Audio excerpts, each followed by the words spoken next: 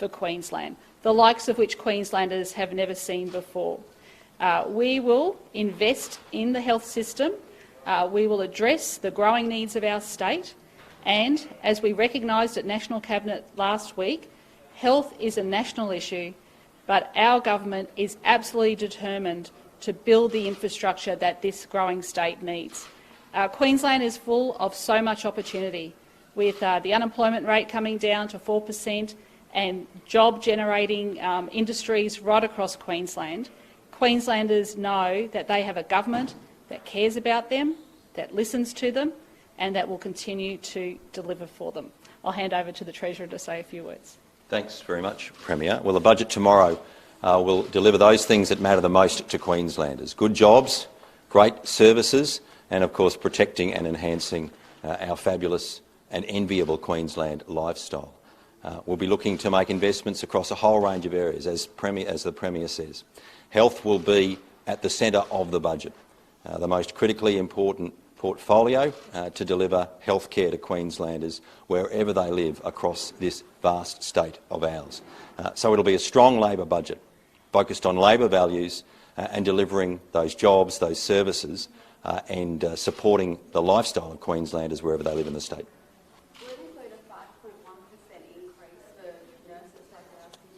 We're currently working through enterprise bargaining with our nurses, and we'll continue to do that in good faith.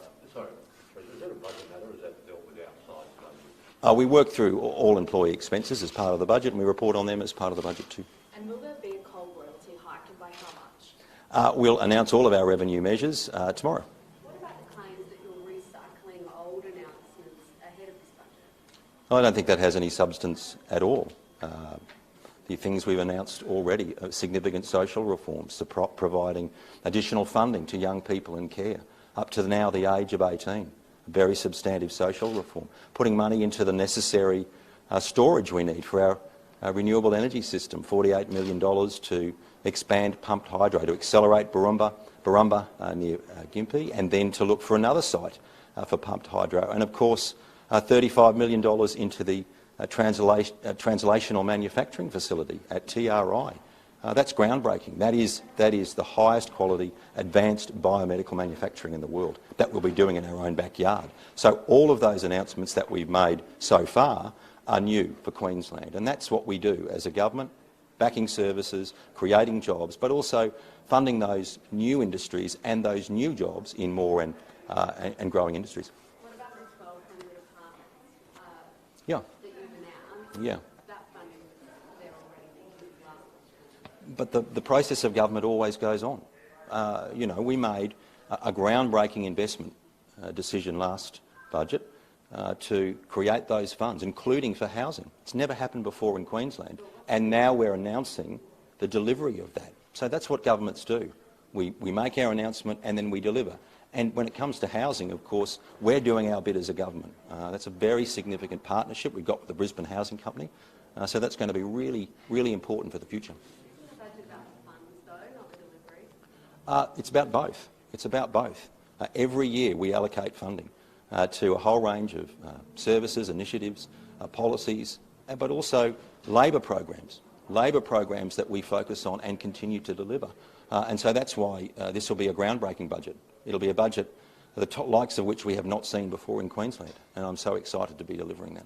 Premier, the Crime and Corruption Commission on Friday raised some more concerns around lobbyists. I know there's a few reviews ongoing, but shouldn't Queenslanders expect your government to take immediate action given risks? We're looking very seriously at some of these issues. So let me say very clearly, first of all, I welcome the fact that there's a discussion paper that has been put out by the CCC.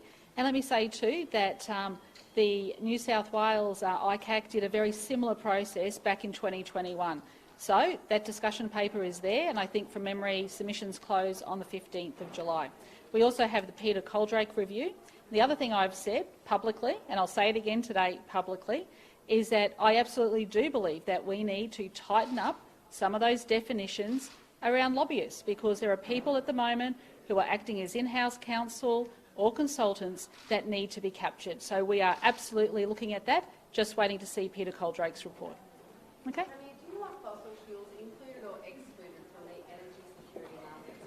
What we need is a national energy plan, and that's exactly what National Cabinet mentioned last weekend, and we know that the reason we have some of our energy issues at the moment is because there has not been a national energy plan. And I know that the Prime Minister and his government will work with us and the rest of the nation to fix it. And there's a draft plan for a new capacity. Sorry? There's a draft plan for a new capacity mechanism that could see coal and gas generators paid for reliable power supply.